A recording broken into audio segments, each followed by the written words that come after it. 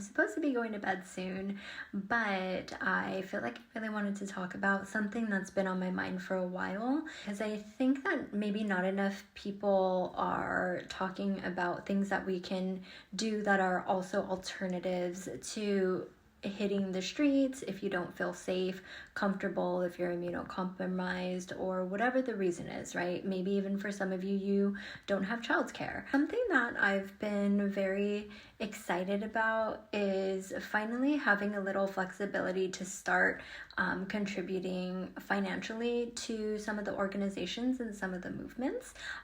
It's nothing like really big or anything, but I think that there's also a lot of value in really showing that, every dollar that we're able to set aside or commit to can be so helpful when we pull all of that together and we contribute towards these causes in different ways. They do need funding. I've committed to these contributions on a monthly basis that I'll show right here. Again, they're nothing too wild, but it is a monthly commitment, and there are these kind of odd numbers at the end because I opted in to cover the admin or transaction fees for the organizations so that they get 100% of my intended donation. ACLU is not deductible.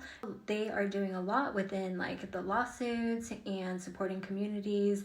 They've been doing so many town halls. I just went to a workshop hosted by the ACLU in partnership with one of the local libraries on our rights and answering a lot of questions, especially for more vulnerable communities who are in need of more support, such as the queer and trans communities. And the second organization, Gender Justice League, some of you who may have been following me for a while know that I was on the board for a couple of years and very strong supporter, and they do amazing work out there to support primarily trans community, and especially those that may be in crisis or are in very vulnerable states. So amazing organization. It can also be really helpful to do monthly contributions, even if it kind of like looks like it's only a little bit. If you were to do, say, $60 annually, and then you're only doing like $5 a month, it may feel like you're not contributing as much, but in reality, it can actually help the organizations like have more predictable income on a monthly basis,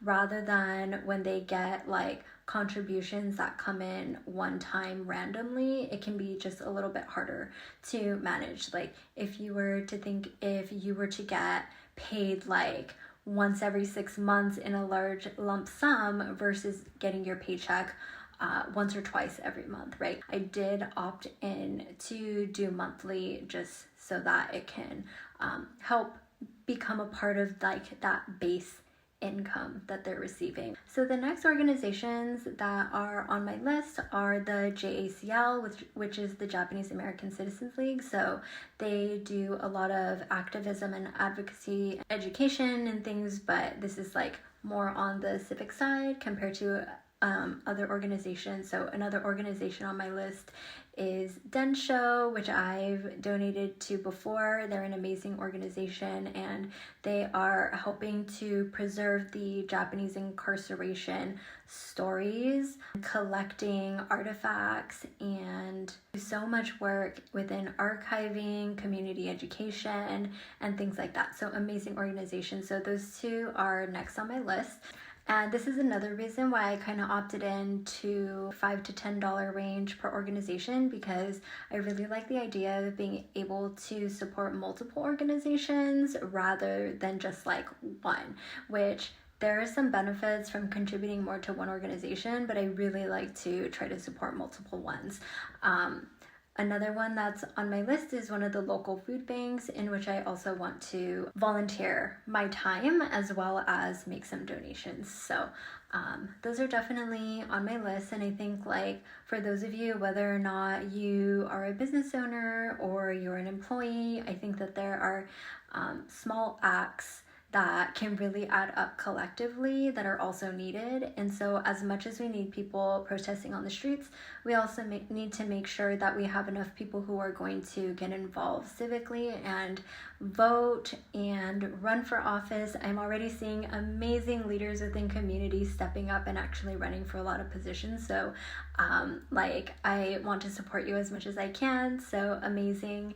And I'm really going to be rooting for all of you. And I will, here and there, I'm going to try to lift some of your pages, whether or not I'm in your districts or your states, and just try to help get, people who care about our communities into these positions of power and decision making. I just really wanted to lift the different ways that we all can contribute in ways that are within our comfort levels to an extent, our abilities, and what we can and can't do. And so I would hate for you to, feel shamed that you're not doing enough. And sometimes that self-care is going to be the best thing that you can do. Why? Because you're going to show up in the world differently. You're going to interact with people differently. You might have different conversations with friends, family, coworkers, or even people that you meet when you're going to the grocery store. So I just don't want to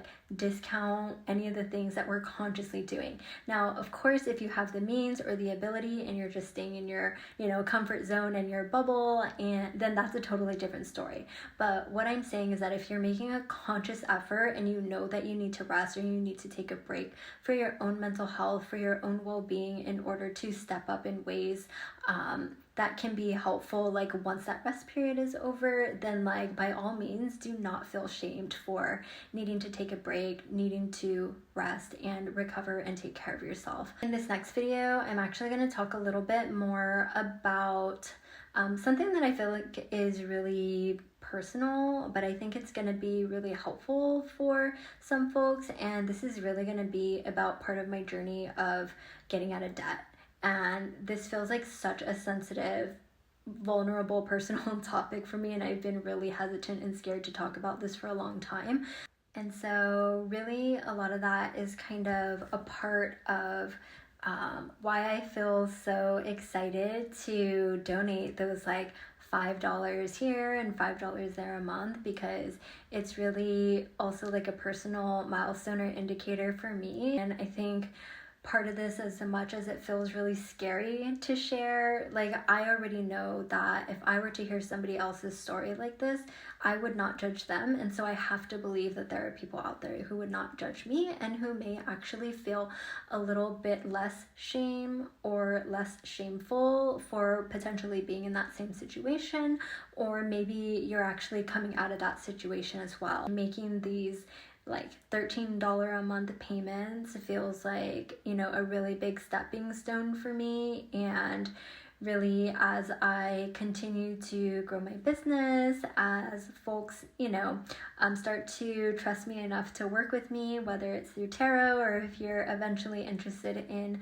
my human design and my transformational programs that I'm currently developing, I am definitely contributing back into community, and I am making those conscious efforts to support in the ways that I can. Yeah, I think that this is kind of one of my attempts to help normalize some of these conversations. But yeah, take care everyone, and I'll see you again soon. Bye.